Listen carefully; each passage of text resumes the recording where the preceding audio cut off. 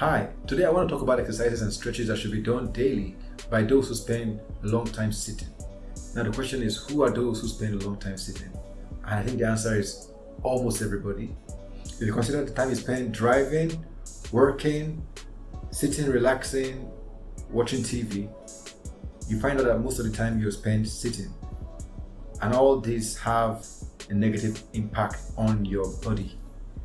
So what's the big deal about sitting for a long period of time? Well, the deal is this: we were not really designed to spend so much time sitting in one position. We were designed to be mobile, moving, walking a lot, doing a lot of activity. And technology, civilization has made life so easy for us that it makes us stay in this position for longer periods of time than we were supposed to. And primarily it affects your posture, which in turn will affect other things with your body. Now, I'm not just referring to good sitting posture, bad sitting posture, and the effects of those. I'm talking about even if you sit in a good posture, the fact that you are sitting for a long period of time is actually detrimental to your health and detrimental to your body. And let me explain.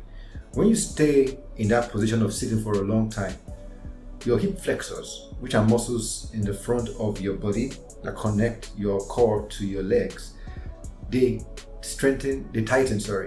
And as they tighten, they become stiff, and it gives you what we call the anterior pelvic tilt, as you see in this diagram here. So the anterior pelvic tilt is primarily caused by tightened hip flexors, which pull the pelvis down, causing your belly to relax and protrude forward, putting a lot of strain on your lower back. So your lower back now does more of the balancing than your core would have done, which is in turn giving your lower back more stress and also reducing the work that your glutes will have done. So at the end of the day, you find out that you have lower back weakness, core weakness, and tightened hip flexors. So this is an imbalance of your structure and an imbalance of your muscles, which will in turn cause pain and injury down the line. So what are the things that one can do? Like I said, there's a muscle imbalance. That means you need to now address the weaker muscles and strengthen them consciously and stretch the muscles that are tightened so that they can be flexible enough to release your pelvis and your pelvis can have a normal position. This will in turn help you have a good posture and also help you have less lower back issues. So what are the exercises that you can do? You're going to do exercises that will strengthen your core, you're going to do exercises that will strengthen your hamstrings, and that will also strengthen your glutes. So the first one that's on the list is the planks. So these are very good core exercises. So the plank is one of the best exercises that you can do to stabilize your core and strengthen your core, as well as strengthen your glutes. So while you're doing this exercise, you want to ensure that you are squeezing your glutes, that your butt does not stick out, your back is not arched, your back is as straight as possible. Strengthen your glutes, strengthen your core. You can do this 3-4 sets at different times of the day.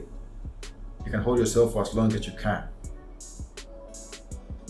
Next, we have the vacuum.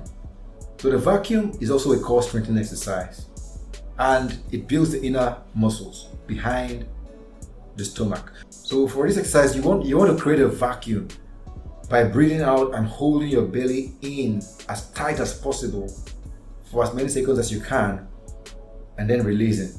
You can do this 3 or 4 sets as well at different times of the day. You can do it standing, you can do it while you're cooking, you can do it at various times. Like I said, these exercises should be done daily. Next, we have the glute bridge. So the glute bridge is an exercise that helps to develop the glutes as well as stretch the hip flexor, because you're putting your body in the opposite position now than it will have been when you were sitting, and you are stretching it. So this helps to stretch the hip flexor muscle and make it free. So you do this in 2 ways. The first way is to stay in that position. So you get in the position as you can see in the video, and you stay there for some seconds. Come back down and repeat. Stay there for some seconds while stretching your hip flexors and also tightening your butt. So you strengthen your glute by tightening it. You should feel that tightness as you stay in that position. Next, you have the full range of motion. So from that tightened position upwards, you come back down, go back up and rest for 2 seconds, come back down. You can do this 10 reps, 3 or 4 sets. Now, these exercises must not be done at once In other words, you must not do all these exercises in succession at once. You can take one at this time of the day, another one at that time of the day. But the whole idea is to try and do these exercises daily. So try and put these exercises into your routine daily, because you're trying to counter the effect of sitting. And that sitting position gives you that problem of having your hip flexor tighten, and you're trying to counter it by these exercises on a daily basis. You want to make it part of your routine and your lifestyle. So the next one is the kneeling hip flexor stretch. So you see how it is done here. You put one knee on the ground. You can put your hands on your knee, or you can raise your hands up, and then put the other knee backwards and stretch it. You feel the stretch in your hip flexor. You can hold that for 20 seconds, then do the next leg, same thing. So there you have it. Those are exercises that you should do daily that will help you to ensure your hip flexor is not tightened. That will also develop your glutes, your hamstrings, and generally just make you feel a whole lot better and mobile in your operations.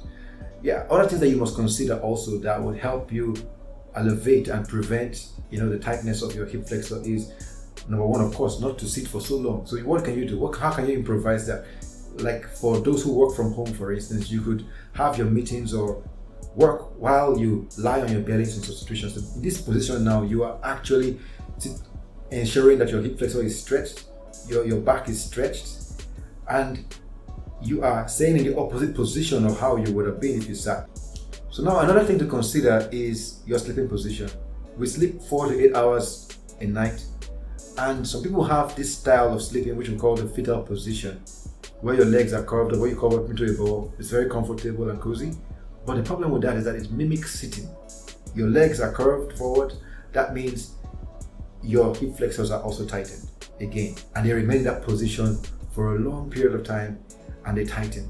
This will also aid in the anterior pelvic tilt development. So what you want to do, you want to ensure that even if you sleep in the side way, or whatever way you sleep, you want to ensure that your legs are stretched out such that you don't have your hip flexors in this tightened position anymore, but they're actually stretched out.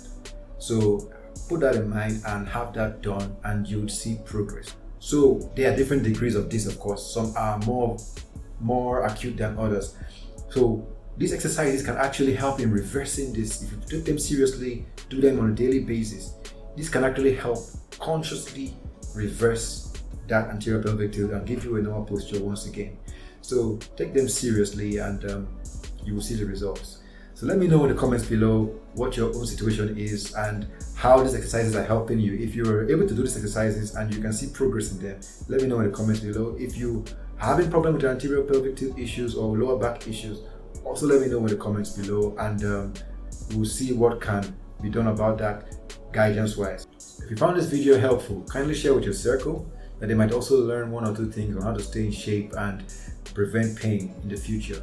And if you haven't subscribed, kindly hit the subscribe button and the notification bell so that you could be alerted once I release videos. I hope to do things like this weekly that will inspire, motivate you to healthy living, fun, and just having a good life in general. So until then, have a wonderful time and have a lovely one. Bye.